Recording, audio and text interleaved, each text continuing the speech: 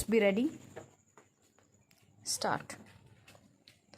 The defense plead that PW2 had received the injuries on the evening of June 23 and not in the morning of June 24 gains credence from the fact that an incident between the two sides had admittedly taken place on the evening of June 23, 1995. In the face of this admitted position and the medical evidence, it is difficult to accept that the injuries found on the person of PW2 were received by him in the morning of June 24.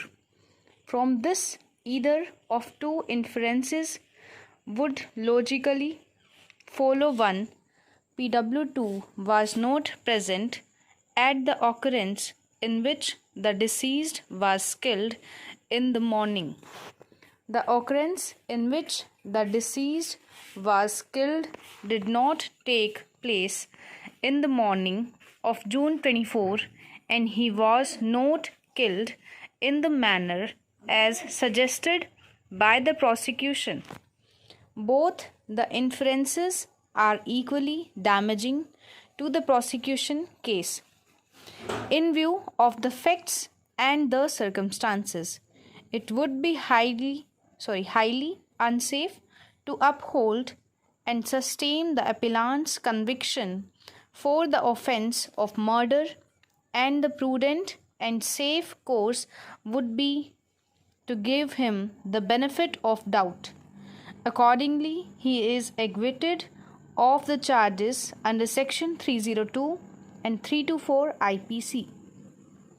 The next appeal is directed against the judgment of the Punjab and Haryana High Court in Criminal Appeals numbers 201 of 1996, confirming the appellant's conviction under Section 302 of the Penal Code and the sentence of life imprisonment awarded to him by the trial court for having committed the murder of Kamlesh.